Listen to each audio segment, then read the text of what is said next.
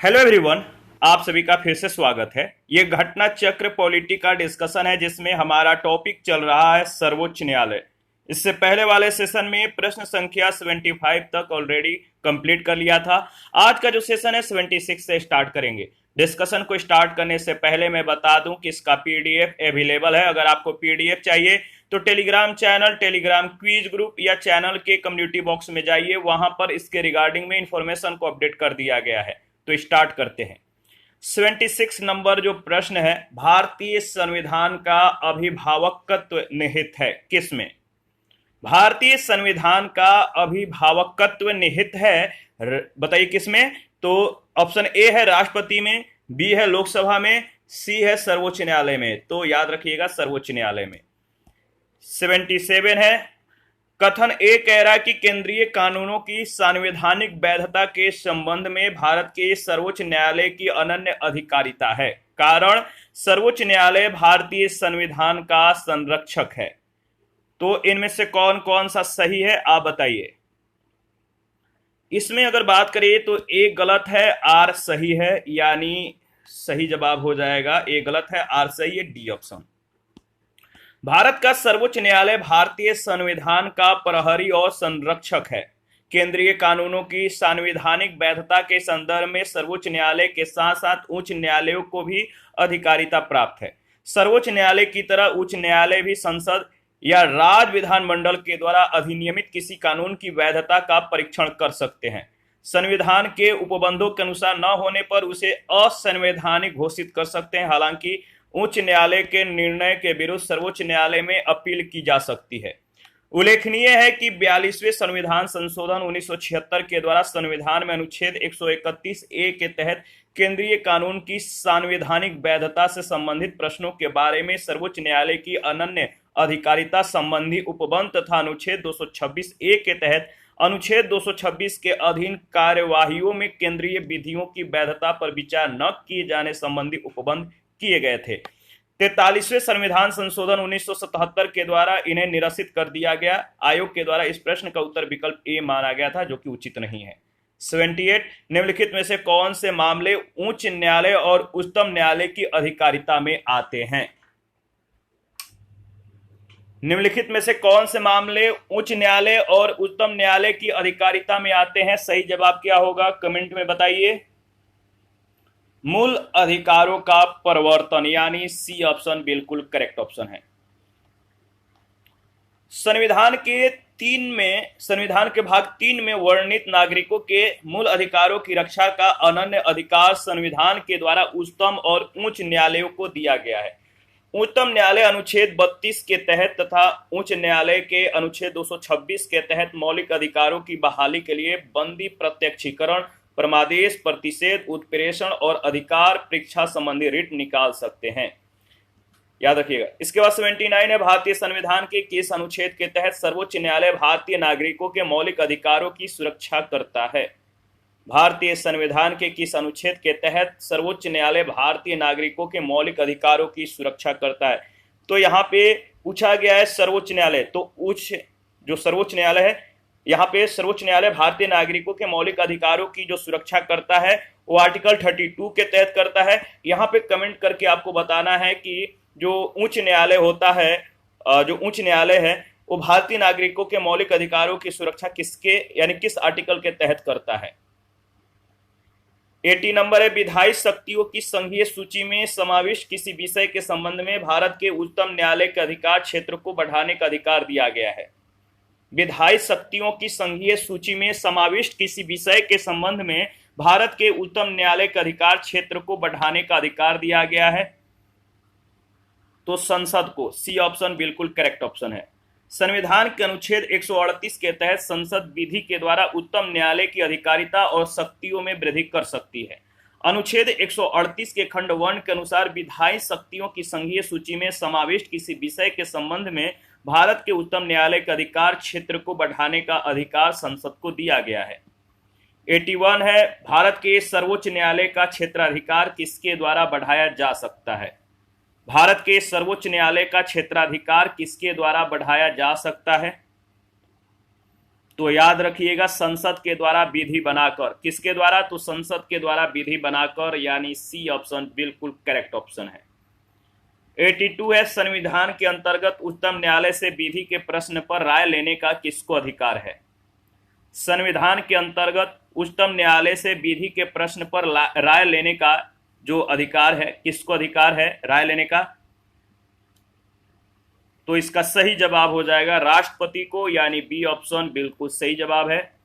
भारतीय संविधान के अनुच्छेद 143(1) के तहत भारत के राष्ट्रपति को विधि या तथ्य के व्यापक महत्व के प्रश्न के संदर्भ में सर्वोच्च न्यायालय से परामर्श लेने की शक्ति प्रदान की गई है। 83 है, उच्चतम तथा उच्च न्यायालयों के न्यायाधीशों की नियुक्ति तथा स्थानांतरण के लिए परामर्श प्रक्रिया के संबंध में राष्ट्रपति ने उच्चतम न्यायालय को एक अभिदेशन किया है। उच्चतम तथा उच्च न्यायालयों के न्यायाधीशों की नियुक्ति तथा स्थानांतरण के लिए परामर्श प्रक्रिया के संबंध में राष्ट्रपति ने उच्चतम न्यायालय को एक अभिदेशन किया है। किसके अंतर्गत? तो खंड 1 अनुच्छेद 143 के अंतर्गत बी ऑप्शन। 1998 में उच्चतम न्यायालय तथा उच्च न्यायालयों के न्यायाधीशों की नियुक्ति तथा स्थानांतरण के लिए परामर्श प्रक्रिया के संबंध में राष्ट्रपति ने उच्चतम न्यायालय को एक अभिदेशन अनुच्छेद 143 के खंड 1 के तहत किया था। 3 जजेज केसेस के नाम से प्रसिद्ध सर्वोच्च न्यायालय के 3 वादों में यह तीसरा था। इसी में सर्वोच्च न्यायालय की 9 सदस्यीय संविधान पीठ ने यह निर्धारित किया कि उपयुक्त संदर्भ में मुख्य न्यायाधीश के परामर्श से तात्पर्य वस्तुतः मुख्य न्यायाधीश के साथ सर्वोच्च न्यायालय के 4 अन्य वरिष्ठ न्यायाधीशों के कॉलेजियम के परामर्श से है। 84 है, उच्चतम न्यायालय की परामर्शी अधिकारिता के विषय में निम्नलिखित में से कौन से कथन सही है? उच्चतम न्यायालय की परामर्शी अधिकारिता के विषय में निम्नलिखित में से कौन से कथन सही है? इसमें जो सही है, पहला स्टेटमेंट है ये तो सही नहीं है। उच्चतम न्यायालय के लिए यह बाध्यकारी है कि वह राष्ट्रपति के द्वारा निर्देशित किसी भी मामले में अपना मत व्यक्त करे। पहला स्टेटमेंट सही नहीं है। इसके बाद दूसरा जो स्टेटमेंट है सही है, परामर्शी अधिकारिता की शक्ति के अधीन प्राप्त किसी निर्देश पर उच्चतम न्यायालय की पूर्ण सुनवाई जो है पूर्ण पीठ सुनवाई करती है। दूसरा सही है। इसके बाद अगर बात करें तो तीसरा जो दिया गया है कि परामर्शी अधिकारिता के अधीन प्राप्त निर्देश पर व्यक्त किया हुआ उच्चतम न्यायालय का मत सरकार पर बाध्यकारी नहीं होता। 2 और 3 बिल्कुल सही है, चौथा भी गलत है। पहला चौथा गलत है, दूसरा तीसरा सही है। अनुच्छेद यानी आर्टिकल 143 के अंतर्गत राष्ट्रपति सर्वोच्च न्यायालय से 2 प्रकार के विषयों पर सलाह मांग सकता है। पहला विषय क्या है? पहला, लोक महत्व के विषय में विधि या तथ्य से संबंधित सलाह मांग सकता है। किसी पूर्व संवैधानिक संधि समझौते या अन्य समकक्षीय विषयों पर भी सलाह मांग सकता है। प्रथम प्रकार के मामले में परामर्श देना सर्वोच्च न्यायालय के लिए बाध्यकारी नहीं है, लेकिन द्वितीय मामले में वह परामर्श अवश्य देता है। परामर्शी अधिकारिता की शक्ति के अधीन प्राप्त निर्देश पर सुनवाई कम से कम 5 सदस्यीय पूर्ण पीठ करती है। न्यायालय के द्वारा दिया गया परामर्श सरकार पर बाध्यकारी नहीं होता है। यह आवश्यक नहीं कि एक बार में केवल एक ही परामर्श के लिए निर्देश भेजे जाएं। 85 भारत के सर्वोच्च न्यायालय का परामर्शदात्री अधिकार से प्रयुक्त होता है कि वह भारत के सर्वोच्च न्यायालय का परामर्शदात्री अधिकार से प्रयुक्त होता है कि वह सार्वजनिक महत्व के कानूनी या तथ्यात्मक मामलों में राष्ट्रपति को परामर्श दे सकता है। Option A. 86 से भारत का उच्चतम न्यायालय कानून या तथ्य के मामले में राष्ट्रपति को परामर्श देता है। भारत का उच्चतम न्यायालय कानून या तथ्य के मामले में राष्ट्रपति को परामर्श देता है। तो सही जवाब हो जाएगा तभी जब वो ऐसे परामर्श के लिए कहता है, यानी बी ऑप्शन। देखिए अगर बात करें तो अनुच्छेद 143(1) के तहत भारत का उच्चतम न्यायालय कानून या तथ्य के मामले में राष्ट्रपति को परामर्श देता है। जब राष्ट्रपति उसे ऐसे परामर्श के लिए कहता है या मांगता है, इस अनुच्छेद के अनुसार यदि किसी समय राष्ट्रपति को प्रतीत होता है कि विधि या तथ्य का कोई ऐसा प्रश्न उत्पन्न हुआ है या उत्पन्न होने की संभावना है जो ऐसी प्रकृति का और ऐसे व्यापक महत्व का है कि उस पर उच्चतम न्यायालय की राय प्राप्त करना समीचीन है, तो वह उस प्रश्न को विचार करने के लिए उस न्यायालय को निर्देशित कर सकेगा और न्यायालय ऐसी सुनवाई के पश्चात जो वह उचित समझता है राष्ट्रपति को अपना परामर्श दे सकेगा। 87 निम्नलिखित कथनों पर विचार कीजिए। 3 कथन है, कौन कौन से कथन सही हैं आपको बताना है।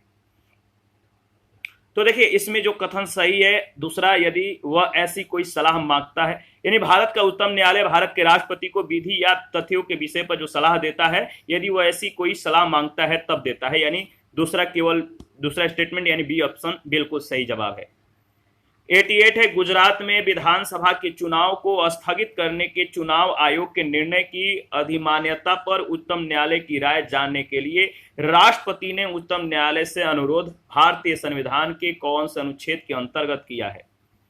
गुजरात में विधानसभा के चुनाव को स्थगित करने के चुनाव आयोग के निर्णय की अभिमान्यता पर उच्चतम न्यायालय की राय जानने के लिए राष्ट्रपति ने उच्चतम न्यायालय से अनुरोध भारतीय संविधान के कौन से अनुच्छेद के अंतर्गत किया है?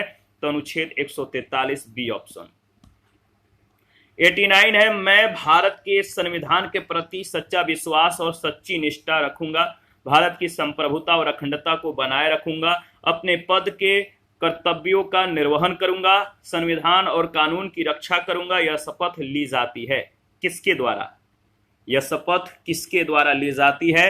तो याद रखिएगा सही जवाब है भारत के मुख्य न्यायाधीश के द्वारा, डी ऑप्शन। 2 पॉइंट है, ध्यान में रखिएगा। अगर बात करें तो दिए गए शपथ का जो प्रारूप है संविधान की अनुसूची 3 के तहत उच्चतम न्यायालय के न्यायाधीशों और भारत के नियंत्रक महालेखा परीक्षक के द्वारा ली गई शपथ का है। 90 नंबर, देश के किसी भी न्यायालय में चल रहे वाद को अन्यत्र भेजने का अधिकार किसके पास है? देश के किसी भी न्यायालय में चल रहे जो केस है वाद को अन्यत्र यानी कहीं भी भेजने का जो अधिकार है वो किसके पास है? तो आपको मालूम है सर्वोच्च न्यायालय के पास है। वो किसी भी केस को किसी भी न्यायालय में भेज सकता है। देश के किसी भी न्यायालय में चल रहे वाद की जो सुनवाई है किसी अन्यत्र यानी किसी अन्य स्थान पर किए जाने का निर्देश देने का जो अधिकार है वो सर्वोच्च न्यायालय के पास है। और ये किस अनुच्छेद के तहत है? तो अनुच्छेद 139 क के तहत। जबकि उच्च न्यायालय केवल अपनी अधिकारिता वाले राज्य क्षेत्र में अधीनस्थ न्यायालयों के मामलों का अंतरण कर सकता है। 91 सूची 1 सूची 2 के साथ आपको मिलान करना है। AK गोपालन बनाम मद्रास राज्य का जो विषय था वो क्या था? तो निवारक अवरोध की प्रक्रिया। रोमेश थापर बनाम मद्रास राज्य का जो विषय था वो याद रखिएगा स्वतंत्र भाषण पर रोक। शंकरी प्रसाद बनाम भारतीय संघ का जो मामला था किस विषय से संबंधित था? संविधान संशोधन की संसद की शक्ति। और चंपकम दोराई राजन बनाम मद्रास राज्य का जो विषय था शिक्षण संस्थानों में प्रवेश के लिए समानता। यानी सही जो विकल्प हो जाएगा इसमें नहीं दिया गया है। देखिए चंपकम दोराई राजन बनाम मद्रास राज्य शिक्षण संस्थानों में प्रवेश के लिए समानता। शंकरी प्रसाद बनाम भारतीय संघ संविधान संशोधन की संसद की जो है शक्ति। रोमेश थापर बनाम मद्रास राज्य का विषय था स्वतंत्र भाषण पर रोक। और AK गोपालन बनाम मद्रास राज्य का विषय था निवारक अवरोध की प्रक्रिया। 92 है, निम्नलिखित में से कौन सा वाद जमींदारी व्यवस्था से संबंधित है? कौन सा केस जमींदारी व्यवस्था से संबंधित है? तो देखिए इसमें जो विकल्प दिया गया है वो विकल्प डाउटफुल है, सही नहीं है। इसके बारे में अगर बात करें तो जो केस है दिए गए प्रश्न में जो केस है कामेश्वर सिंह बनाम बिहार राज्य का जो केस था तथा पश्चिम बंगाल राज्य बनाम सुबोध गोपाल जो केस था जमींदारी व्यवस्था और भूमि सुधार कानूनों से संबंधित था। यानी कामेश्वर सिंह बनाम बिहार राज्यवाद तथा पश्चिम बंगाल राज्य बनाम सुबोध गोपाल वाद जमींदारी व्यवस्था और भूमि सुधार कानूनों से संबंधित है, तो याद रखिएगा। 93 है, इंदिरा साहनी बनाम भारत संघ मुकदमे में सर्वोच्च न्यायालय का निर्णय किस विषय से संबंधित है? इंदिरा साहनी बनाम भारत संघ मुकदमे में सर्वोच्च न्यायालय का निर्णय किस विषय से संबंधित है? तो सही जवाब है सरकारी नौकरियों में अन्य पिछड़ा वर्ग का आरक्षण, यानी ऑप्शन ए। इंदिरा साहनी बनाम भारत संघ वाद 1992 में सर्वोच्च न्यायालय की 9 सदस्यीय संविधान पीठ का निर्णय सरकारी नौकरियों में अन्य पिछड़ा वर्ग को आरक्षण से संबंधित है। इस ऐतिहासिक निर्णय में सर्वोच्च न्यायालय ने मंडल आयोग की रिपोर्ट के आधार पर अन्य पिछड़ा वर्ग को 27% आरक्षण देने के सरकार के निर्णय को बरकरार रखा। साथ ही यह भी निर्णय दिया कि अन्य पिछड़ा वर्ग के क्रीमी लेयर या आर्थिक रूप से सशक्त भाग को इसके दायरे से बाहर रखा जाना चाहिए। इसके साथ ही सर्वोच्च न्यायालय ने यह भी निर्धारित किया कि अनुच्छेद 15(4) और अनुच्छेद 16(4) के तहत प्रदत्त कुल आरक्षण 50% की सीमा से अधिक नहीं होनी चाहिए। 94 हाल ही में उच्चतम न्यायालय ने प्रवासी पंचायत निर्धारण अधिनियम 1983 को संविधान के किस अनुच्छेद के अंतर्गत केंद्र के पावन कर्तव्य के उल्लंघन पर असंवैधानिक घोषित किया है? हाल ही में उच्चतम न्यायालय ने प्रवासी पंचायत निर्धारण अधिनियम 1983 को संविधान के किस अनुच्छेद के अंतर्गत केंद्र के पावन कर्तव्य के उल्लंघन पर असंवैधानिक घोषित किया है? तो याद रखिएगा अनुच्छेद 355 यानी ऑप्शन ए। आगे बढ़ते हैं नेक्स्ट। इसके बारे में अगर बात करें तो उच्चतम न्यायालय ने 13 जुलाई 2005 को सर्बानंद सोनोवाल बनाम भारत संघ केस में दिए गए अपने फैसले के तहत प्रवासी पंचायत निर्धारण अधिनियम 1983 को संविधान के अनुच्छेद 355 के तहत उल्लंघन के आधार पर असंवैधानिक घोषित कर दिया। उच्चतम न्यायालय के अनुसार प्रवासी पंचायत अधिनियम 1983 अवैध रूप से भारत में घुसपैठ को बढ़ावा दे रहा था। इस कानून के रहते केंद्र अनुच्छेद 355 के तहत देश की सुरक्षा और संरक्षा के अपने उत्तरदायित्व को नहीं निभा पा रहा था। उच्चतम न्यायालय ने यह फैसला असम में भारी संख्या में बांग्लादेशियों की अवैध घुसपैठ के संदर्भ में दिया था। अनुच्छेद 355 में उपबंधित है कि संघ का यह कर्तव्य होगा कि वह बाह्य आक्रमण और आंतरिक अशांति से प्रत्येक राज्य की संरक्षा करे और प्रत्येक राज्य की सरकार का इस संविधान के उपबंधों के अनुसार चलाया जाना सुनिश्चित करे। 95 TDSAT के निर्णयों को चुनौती दी जा सकती है। TDSAT के निर्णयों को चुनौती कहां पर दी जा सकती है? तो याद रखिएगा हाई कोर्ट और सुप्रीम कोर्ट में, C option. Telecom dispute settlement and appellate tribunal TDSAT यानी TDSAT की स्थापना 1997 के भारतीय दूरसंचार विनियामक प्राधिकरण यानी ट्राई अधिनियम 2000 में किए गए संशोधन के द्वारा की गई थी। इसका उद्देश्य था दूरसंचार क्षेत्र में किसी भी विवाद का न्यायिक समाधान करना। दूरसंचार, ब्रॉडकास्टिंग और एयरपोर्ट ट्रैफिक संबंधी मामलों में इसके निर्णयों के विरुद्ध केवल सुप्रीम कोर्ट में अपील की जा सकती है, जबकि साइबर मामलों में इसके निर्णय के विरुद्ध हाई कोर्ट में अपील की जा सकती है। 96 है सबसे कम अवधि के लिए भारत के मुख्य न्यायाधीश कौन थे? सबसे कम अवधि के लिए भारत के मुख्य न्यायाधीश कौन थे? तो याद रखिएगा कमल नारायण सिंह। कमल नारायण सिंह। गोपाल बल्लभ पटनायक जो थे इनका समय था 2002 से यानी 8/11/2002 से 18/12/2002 तक। राजेंद्र मल्ल लोढ़ा 2014 तक यानी 2014, 27/4/2014 से 27/9/2014। एस राजेंद्र बाबू 2004, ठीक है, 2/5/2004 से 31/5/2004 तक। कमल नारायण सिंह 25/11/1991 से 12/12/1991 तक। आगे बढ़ते नेक्स्ट।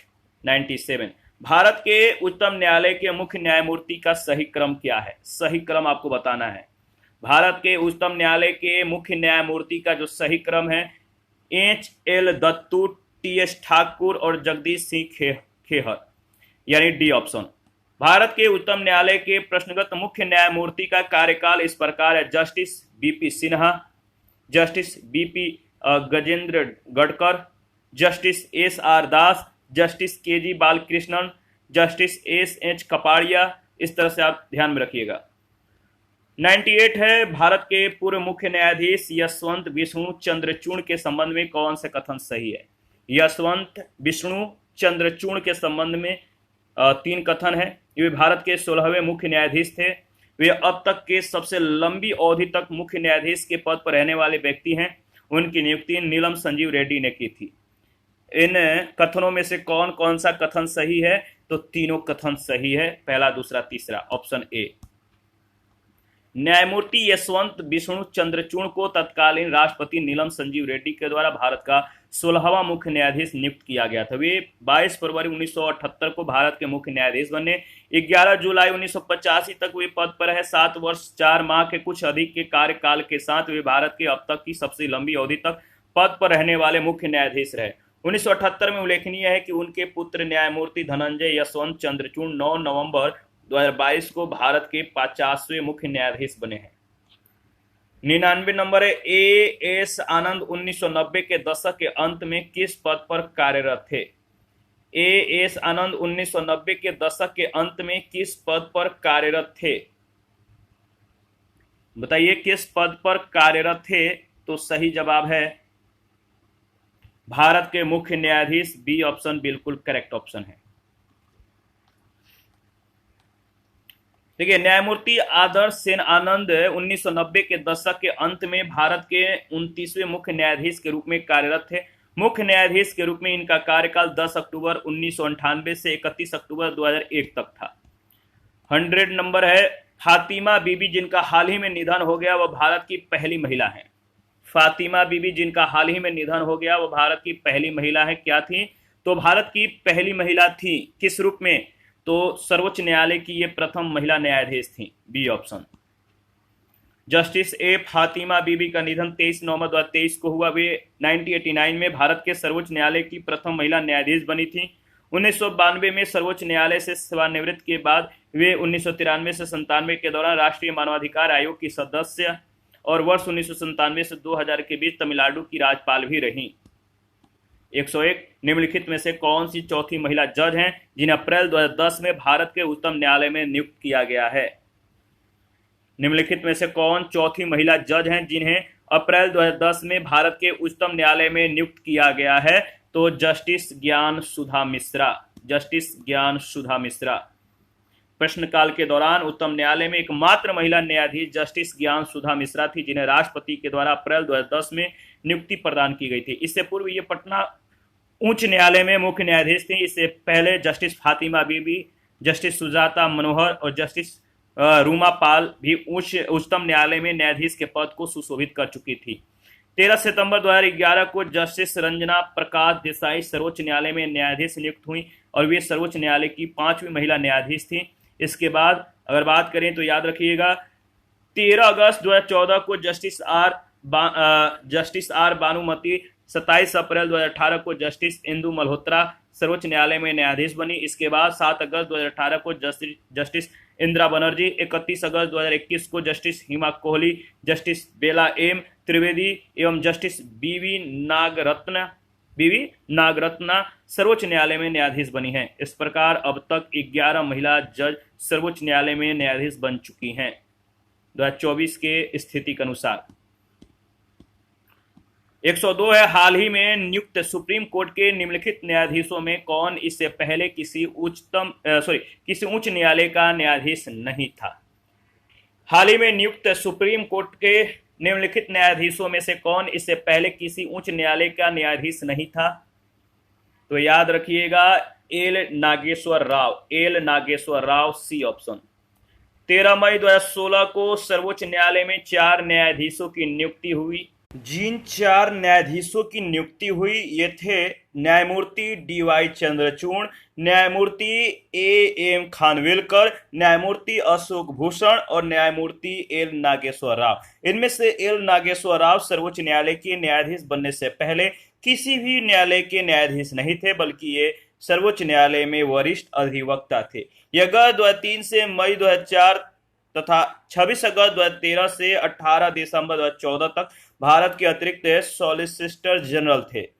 इनके पश्चात 2018 में न्यायमूर्ति इंदु मल्होत्रा ऐसी पहली महिला बनी कुल 8वीं व्यक्ति में जो सीधे अधिवक्ता से सर्वोच्च न्यायालय के न्यायाधीश पद पर नियुक्त हुई। 103 मध्य प्रदेश उच्च न्यायालय के निम्नांकित मुख्य न्यायमूर्तियों में से कौन भारत के उच्चतम न्यायालय में न्यायाधीश नहीं रहे हैं? मध्य प्रदेश उच्च न्यायालय के निम्नांकित मुख्य न्यायमूर्तियों में से कौन भारत के उच्चतम न्यायालय में न्यायाधीश नहीं रहे हैं? सही जवाब क्या होगा कमेंट में बताइए। सही जवाब है न्यायमूर्ति S K. Jha. C option. Madhya Pradesh उच्च न्यायालय के प्रश्नगत मुख्य न्यायाधीशों में से न्यायमूर्ति ए.के. पटनायक 2009 से 14 के बीच, न्यायमूर्ति आर.वी. रविंद्रन 2005 से 11 के बीच, न्यायमूर्ति ए.के. माथुर 2004 से 8 के दौरान उच्चतम न्यायालय में न्यायाधीश रहे थे। न्यायमूर्ति एस.के. झा 1989 से 1993 के दौरान मध्य प्रदेश उच्च न्यायालय के मुख्य न्यायाधीश रहे थे और वे भारत के उच्चतम न्यायालय में न्यायाधीश नहीं रहे। आगे बढ़ते हैं नेक्स्ट। देखिए अगर बात करें तो नेक्स्ट प्रश्न है 104, उच्चतम न्यायालय के निम्नांकित न्यायाधीशों में कौन राजस्थान उच्च न्यायालय में न्यायाधीश नहीं रहे हैं? उच्चतम न्यायालय के निम्नांकित न्यायाधीशों में से कौन राजस्थान के उच्च न्यायालय में न्यायाधीश नहीं रहे हैं? तो न्यायमूर्ति आरसी लाहोठी। आरसी लाहोठी। देखिए सर्वोच्च न्यायालय के न्यायाधीश में न्यायमूर्ति आरसी लाहोठी राजस्थान उच्च न्यायालय में न्यायाधीश नहीं रहे। न्यायमूर्ति लाहोठी मध्य प्रदेश उच्च न्यायालय और दिल्ली उच्च न्यायालय में न्यायाधीश रहे थे। वे दिसंबर 1998 में सर्वोच्च न्यायालय में न्यायाधीश नियुक्त हुए और 1 जून 2004 से 31 अक्टूबर 2005 तक भारत के 35वें मुख्य न्यायाधीश रहे। उच्चतम न्यायालय के अन्य तीनों प्रश्नगत न्यायाधीश राजस्थान उच्च न्यायालय की राजस्थान उच्च न्यायालय के न्यायाधीश रहे। 105 भारतीय न्यायिक व्यवस्था में जब जनहित याचिका को शामिल किया गया उस समय भारत के मुख्य न्यायाधीश कौन थे? याद रखिएगा, काफी इंपॉर्टेंट है। भारतीय न्यायिक व्यवस्था में जब जनहित याचिका को शामिल किया गया था उस समय भारत के मुख्य न्यायाधीश कौन थे? तो इसमें ऑप्शन जो है सही नहीं दिया गया, डाउटफुल है। भारतीय न्यायिक व्यवस्था में सर्वोच्च न्यायालय की पहल पर जनहित याचिका यानी पीआईएल पब्लिक इंटरेस्ट लिटिगेशन की शुरुआत हुई। पीआईएल का फुल फॉर्म याद रखिएगा। इसके तहत नागरिक समाज का कोई व्यक्ति या समूह जनहित के मामले में न्यायिक उपचार प्राप्त करने के लिए न्यायालय की शरण ले सकता है। सर्वप्रथम सर्वोच्च न्यायालय के न्यायाधीश पीएन भगवती के द्वारा 1979 में हुसैनारा खातून बनाम बिहार राज्यवाद में जनहित याचिका स्वीकार की गई। इस याचिका को पुष्पा कपिला हिंगोरानी ने दाखिल किया था। इन्हें जनहित याचिका की मां, मदर ऑफ पीआईएल के नाम से भी जाना जाता है। उल्लेखनीय है कि जिस समय पीएन भगवती ने यह याचिका स्वीकार की थी उस समय वे सर्वोच्च न्यायालय के न्यायाधीश थे, न कि मुख्य न्यायाधीश। सर्वोच्च न्यायालय में न्यायाधीश के रूप में इनकी नियुक्ति 17 जुलाई 1973 को हुई, जबकि मुख्य न्यायाधीश के रूप में इनका कार्यकाल 12 जुलाई 1985 से 20 दिसंबर 1986 तक था। जबकि पहली जनहित याचिका स्वीकार होने के समय वाईवी चंद्रचूड़ फरवरी 1978 से 11 जुलाई 1985 तक सर्वोच्च न्यायालय के मुख्य न्यायाधीश थे। दिए गए विकल्प में कोई भी विकल्प सही नहीं है। 106 जनहित याचिका की शुरुआत किसके द्वारा की गई? जनहित याचिका की शुरुआत किसके द्वारा की गई? तो याद रखिएगा न्यायिक पहल के द्वारा, सी ऑप्शन। 107 है निम्नलिखित कथनों पर विचार कीजिए। निम्नलिखित कथनों पर विचार कीजिए। 2 कथन है, कौन कौन से कथन सही हैं आपको बताना है। इसमें जो सही है केवल दूसरा कथन सही है कि न्यायमूर्ति वी.आर. कृष्णा अय्यर भारतीय न्यायिक सेवा में लोकहित याचिका के प्रजनकों में से एक माने जाते हैं, यानी बी स्टेटमेंट सही है, बी ऑप्शन। न्यायमूर्ति वी.आर. कृष्ण अय्यर 1973 में सर्वोच्च न्यायालय के न्यायाधीश नियुक्त हुए थे। वे कभी भारत के मुख्य न्यायाधीश नहीं रहे। न्यायमूर्ति पीएन भगवती एवं न्यायमूर्ति अय्यर लोकहित याचिका को प्रारंभ करने एवं प्रोत्साहन देने के लिए जाने जाते हैं। 108 है पीआईएल है public interest litigation. Public interest litigation option A. PIL का फुल नेम क्या है? तो पब्लिक इंटरेस्ट लिटिगेशन जनहित याचिका। जनहित याचिका उच्च न्यायालय एवं उच्चतम न्यायालय दोनों में ही प्रस्तुत की जा सकती है। 109 जनहित याचिका कहां पर प्रस्तुत की जा सकती है? पीआईएल कहां पर प्रस्तुत की जाती है? तो याद रखिएगा उच्च न्यायालय और उच्चतम न्यायालय दोनों में पीआईएल दायर किया जा सकता है, यानी 109 का सही जवाब क्या है? तो याद रखिएगा डी ऑप्शन, उच्च न्यायालय एवं सर्वोच्च न्यायालय दोनों में। आगे बढ़ते हैं नेक्स्ट प्रश्न संख्या 110। निम्नलिखित कथनों पर विचार करके सही उत्तर का चयन कीजिए। कथन ए, जनहित याचिका जन सहयोगी नागरिकों को न्यायालय तक जाने की स्वीकृति देती है। कारण, जन सहयोगी व्यक्ति उस व्यक्ति के लिए न्याय मांग सके जो किसी कारण से न्यायालय तक पहुंच पाने में असमर्थ है। इन दोनों में जो सही जवाब है, ए और आर दोनों सही है। आर ए का सही स्पष्टीकरण है, यानी ऑप्शन ए बिल्कुल करेक्ट ऑप्शन है। जनहित याचिका के माध्यम से नागरिक समाज का कोई व्यक्ति या समूह किसी व्यक्ति समूह या समाज के हित संबंधी मामलों में न्यायिक उपचार की प्राप्ति के लिए न्यायालय जा सकता है। इस प्रकार कथन कारण दोनों सही है। कारण कथन की सही व्याख्या है। 111 है लोकहितवाद की संकल्पना का उद्गम देश है। लोकहितवाद की संकल्पना का उद्गम देश है। तो याद रखिएगा सही जवाब हो जाएगा क्या? यूएसए, यानी C option, USA, United State of America. लोकहितवाद की संकल्पना का उद्भव अमेरिका से हुआ। 112 जनहित याचिका की अवधारणा की शुरुआत किस देश में हुई? जनहित याचिका की अवधारणा की जो शुरुआत है किस देश से हुई? तो आपको मालूम है, सेम प्रश्न सेम जवाब। सही जवाब हो जाएगा यूएसए, संयुक्त राज्य अमेरिका। 113 है, भारत में न्यायिक सक्रियता संबंधित है। भारत में न्यायिक सक्रियता संबंधित है जनहित याचिका से। बी ऑप्शन, जनहित याचिका। भारत में न्यायिक सक्रियता न्यायिक पुनरावलोकन है और जनहित याचिका दोनों से संबंधित है। वस्तुतः जनहित याचिका की प्रक्रिया के माध्यम से ही न्यायिक सक्रियता भारत में सामाजिक परिवर्तन की वाहक के रूप में उभरी। 114, यह किसने कहा कि न्यायिक सक्रियतावाद को न्यायिक जोखिमवाद नहीं होना चाहिए? यह किसने कहा कि न्यायिक सक्रियतावाद को न्यायिक जोखिमवाद नहीं होनी चाहिए? इसका सही जवाब हो जाएगा न्यायमूर्ति A S Anand. B option. किसने कहा? तो न्यायमूर्ति ए एस आनंद ने। न्यायमूर्ति ए एस आनंद ने एक सार्वजनिक व्याख्या में कहा कि न्यायिक सक्रियतावाद को न्यायिक जोखिमवाद नहीं होनी चाहिए। न्यायाधीशों को अपने न्यायिक कर्तव्यों के क्रियान्वयन के संदर्भ में आत्मानुशासित एवं सावधान रहना चाहिए। 115, दिसंबर 2003 में न्यायालय के एक निर्णय से भारतीय समाज में महिलाओं की स्थिति प्रतिष्ठित हुई, वह न्यायालय है। सितंबर 2003 में न्यायालय के एक निर्णय से भारतीय समाज में महिलाओं की जो स्थिति है प्रतिष्ठित हुई, वह न्यायालय कौन सा था? न्यायालय बताइए कौन सा न्यायालय? तो याद रखिएगा भारत का सर्वोच्च न्यायालय, ऑप्शन ए।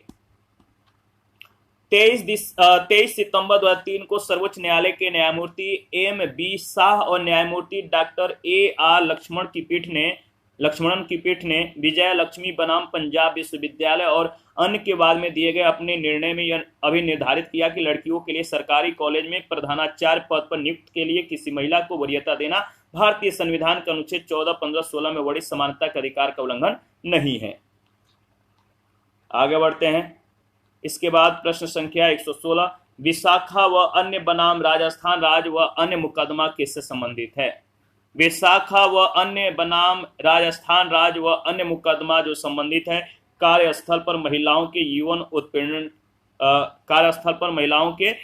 उत्पीड़न की रोकथाम से।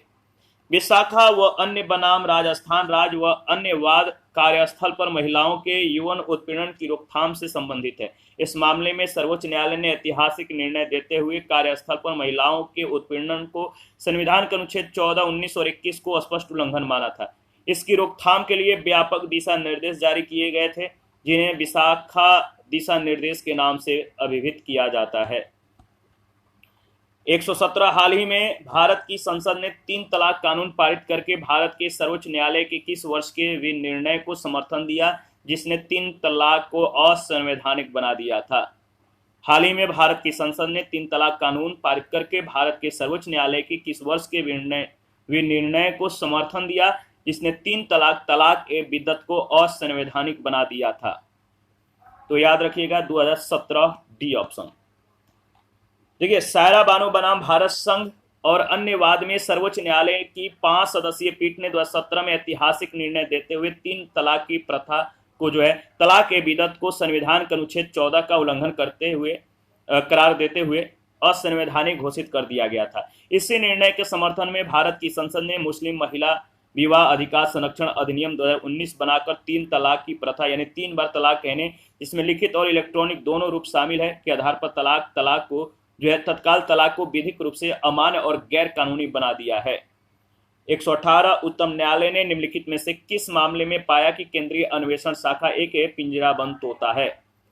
उच्चतम न्यायालय ने निम्नलिखित में से किस मामले में पाया कि केंद्रीय अन्वेषण शाखा एक पिंजराबंद तोता है?